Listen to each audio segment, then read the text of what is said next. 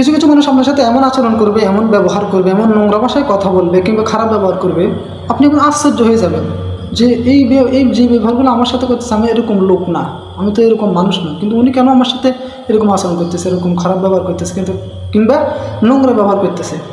আসলে কিছু কিছু মানুষ আপনার সাথে নোংরা ব্যবহার করবে এই জন্য যাতে আপনিও তার সাথে আপনি উত্তেজিত হয়ে আপনার মুখ থেকে যেন এরকম কোনো ভুল কথা বের হয় অথবা নোংরা কথা বের হয়, অথবা আপনি যেন তার সাথে খারাপ ব্যবহার করেন, অথবা আপনি নিজেই তাদের মতো নোংরা হয়ে যান কিংবা খারাপ হয়ে যান। বাট আপনি যদি জ্ঞানী হন, শিক্ষিত মানুষ হন, আপনি তার সাথে খারাপ ব্যবহার করবেন না কিংবা নোংরা ব্যবহার করবেন না। আপনি দুইটা জিনিস ভাববেন। এক, যদি আপনাকে নিয়ে বাজে মন্তব্য করে, তাহলে আপনি যে বিষয়টা নিয়ে বাজে মন্তব্য করছে সেই বিষয়টা যদি আপনার মধ্যে থাকে, তাহলে আপনি সেটাকে ডিলিট করে দেন কিংবা সেই কাজটা থেকে বিরত থাকেন। আর যদি আপনার মধ্যে ওই গুণটা না থাকে, ওই বিষয়টা যদি আপনার মধ্যে না থাকে, আপনার আচরণ না থাকে, তাহলে আপনি এই বিষয়টা ওই লোকের ওই বাজে কথা কানে দেওয়ার দরকার নেই, ওটাকে পাত্তে দেওয়ার দরকার নেই। ওই লোকের ওই কথাগুলোকে বা ওই লোকটাকে ইগনোর করেন, দেখবেন সব সমাধান হয়ে যাবে ইনশাআল্লাহ।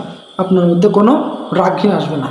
আবার যে লোকটা আপনার সাথে খারাপ আচরণ করে সে নিজেও জানে যে এই লোকটা অনেক ভালো এবং ও অনেক ভালো মানুষ, আমি যদি ওর মতো হতে পারতাম, অথবা সে নিজের অজান্তেই তাকে অনেক ভালোবাসে, অনেক মহব্বত করে, কিন্তু তারপরেও তার সাথে রাগ দেখায়, যেহেতু সে এরকম খারাপ আচরণ করবে না। সে নিজেও চায় যে আমি যদি তার মতো হতে পারতাম, আমি যদি তার মতো হতে পারতাম।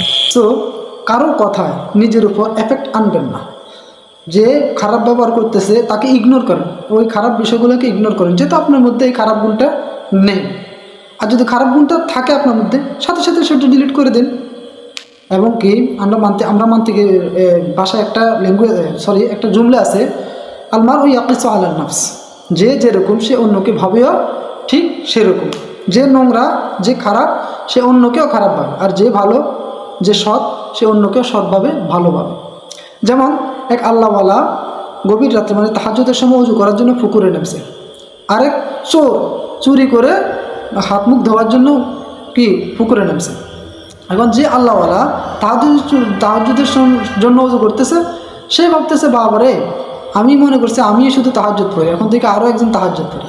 আর যে চোর সে ভাবতেছে বাবা আমি মনে করছি এই এলাকা শুধু আমি চোর, এখন থেকে আরও একজন চোর আছে। সুতরাং বোঝা গেল কি যে যেরকম সে অন্যকে ভাবেও ঠিক সেরকম। সো এই কথাগুলোর মধ্যে যদি কোনো ধরনের ভুল থাকে আল্লাহ পাক রব্বুল আলামিন ক্ষমা করেন এবং আপনারাও ক্ষমা দৃষ্টিতে দেখবেন। আর যদি ভালো বলে থাকি তাহলে অবশ্যই আমাকে এবং আপনাদের সবাইকে এই অনুযায়ী আমল করার তৌফিক দান করেন। এবং ভিডিওটি ভালো লাগলে লাইক কমেন্ট শেয়ার করবেন এবং আমার চ্যানেলটি সাবস্ক্রাইব করবেন। আসসালামু আলাইকুম ওয়া রাহমাতুল্লাহ।